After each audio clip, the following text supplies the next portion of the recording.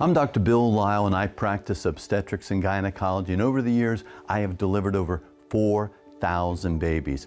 Welcome today, because today is special, because this is Sanctity of Human Life Sunday.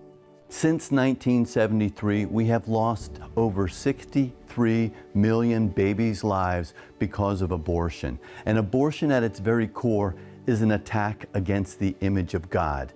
Genesis 1:26 says, after God created all the heavens and the earth, all the mammals, all the birds, and everything on this planet, God paused and he said, let us make man in our image. And that is all of us. Adam and Eve were created in the image of God, and we were all created in the image of God. And we weren't created in the image of God on the day we were born. We were created in the image of God at that moment of conception.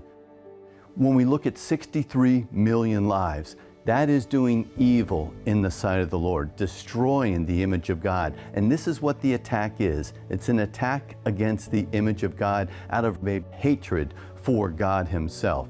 We look at Psalm 139, where we are miraculously knit together in our mother's womb. The psalmist didn't understand about cell differentiation and fetal development. He just knew that it was knit together in our mother's womb.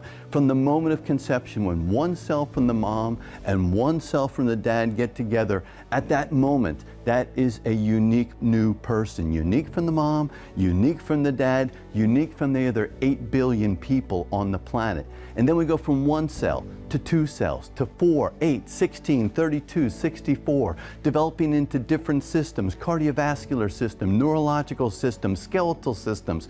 18 days after conception, we can actually see the heart beating, and the heart is pumping blood from the baby to the placenta where the mom is, and then back. And the babies not only have different genetics, but often the babies can even have a different blood type.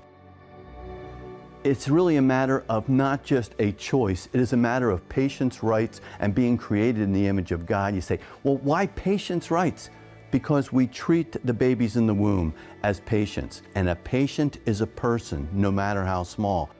And I really think that God is looking, saying, you have this amazing opportunity. We have reversed Roe versus Wade. What is the church going to do to defend my preborn, to discuss the gift of salvation and forgiveness, and to provide healing for not only the church, but those outside of the church? Because if the truth is not going to be heard from our pulpits, where do we expect to hear the truth? So the church needs to engage, and the church doesn't just need to know the truth, the church needs to speak the truth. They need to stand up for the preborn. They need to say this is wrong, but they also need to discuss about forgiveness and healing. See how you can get engaged. And if you have any questions, you can contact me, Dr. Bill Lile, through our website, which is prolifedoc.org. God bless you, and thank you for setting aside Sanctity of Human Life Sunday.